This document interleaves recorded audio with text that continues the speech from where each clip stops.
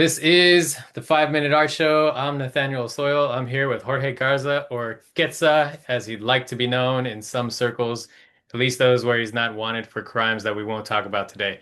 We're going to talk about all of his art, different events that he's doing, and the comics and stickers that he makes for 5 minutes. Jorge, please tell everybody about yourself. Timer is starting now. Ooh.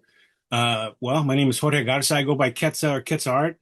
I am an artist illustrator from Northwest Indiana, right outside of Chicago, and I'm probably most well known for my art series. I call it Azteca Pop. It's a kind of matches up pop culture and Aztec art, and I'm trying to get a little bit more work done in the comic book interest of mine. And so I have a few comic books out, and I'm always trying to fit in another one. So I'm an illustrator and a storyteller.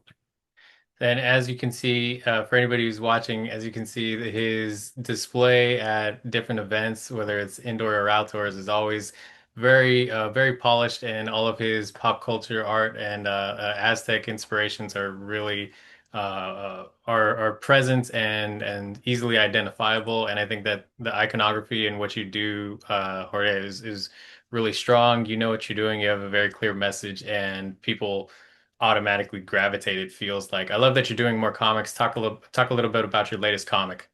My latest comic is called Tlachtlacht versus the Arm or the Monster Planet. I almost tripped myself. Yeah, versus the Monster Planet. It's about my character Tlachtlacht is he's an Aztec robot that was created for the sole purpose of hunting kaiju and battling them and sacrificing them to the gods to save mankind. And he gets a lost signal where that's no longer necessary because of the conquest. He gets that lost signal, the signal gets destroyed. And so he's out there still on that mission. So the comic book kind of follows him on that mission.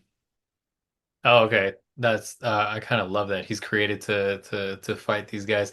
40 pages is no joke. That's a lot of work. Are you doing standard? Is this a standard size comic? Is this full color? What does the final product look like?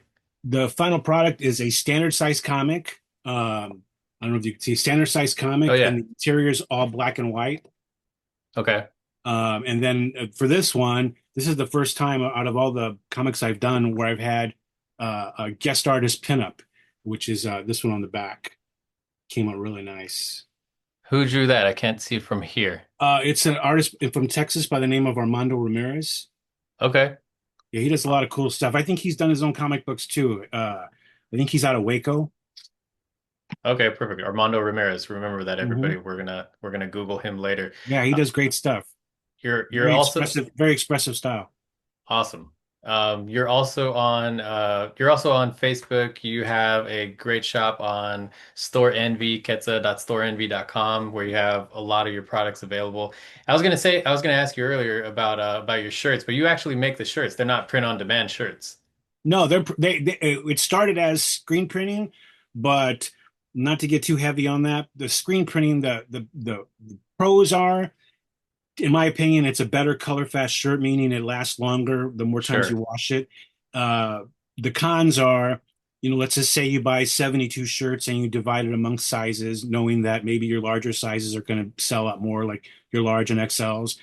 Once you run out of one of those sizes, you can't just re-up with the printer and get, oh, I just need a dozen mediums. Right, right. You end You've up got to stuck with a get lot of that to get the shirts. price break. You got to get that 36, 48, or 72, or even more. And when you only have one or two designs and you're doing these special releases, that's fine.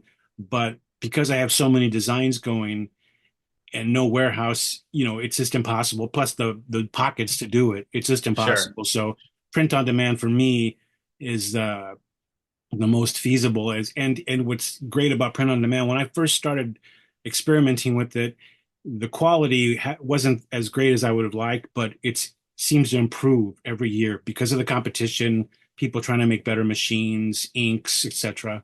Sure, sure. Yeah, 100% agree. I've done the screen printed shirts, or I've commissioned screen printed shirts, and then like I end up stuck with all the sizes that nobody wanted.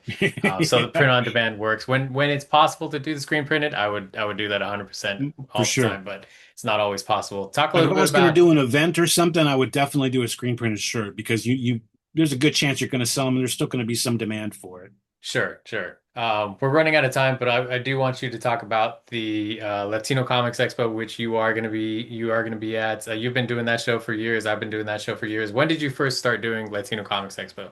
My first Latino Comics Expo was actually in Modesto in 2019. I was Oh, invited by really? Ricardo Padilla, the late great Ricardo Padilla, and been going ever since. That's awesome. So you've been coming out to California from Chicago, and you've been doing that show. Is that the only California show you do, or? I do the Latino Comics Arts Festival in Modesto, and I did San Diego Comic Con once in 2023. That was phenomenal. Oh, that's right. That's Um, right. You and I talked about that. and I think that's it. One of these And days, I wouldn't mind doing the Anaheim one or the LA Comic Con one, but those seem to coincide with other things that I do, so I haven't really found the path yet to get there. we're running over time, but I just want to stress to people that they should go to the Latino Comics Expo to get a chance to see your work. But you will also be in California on December 5th, which is 2 days before the Yes, Latino Comics Expo. Talk about that event.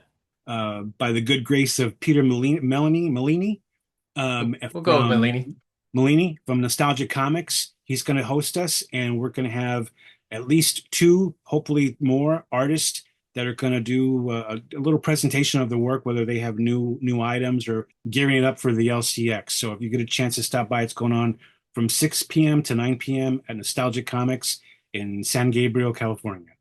Perfect. And there's going to be cockfighting there, everybody. So bring all the money to place your bets, and you're going to get to see and talk with Jorge in person. The store is going to be open from 6 to 9. That's 2 hours after regular closing time. So come hang out at the shop. It's always a good time. Highly recommend it. Jorge, thanks so much for jumping on. Any last words you want to share with anybody tuning in?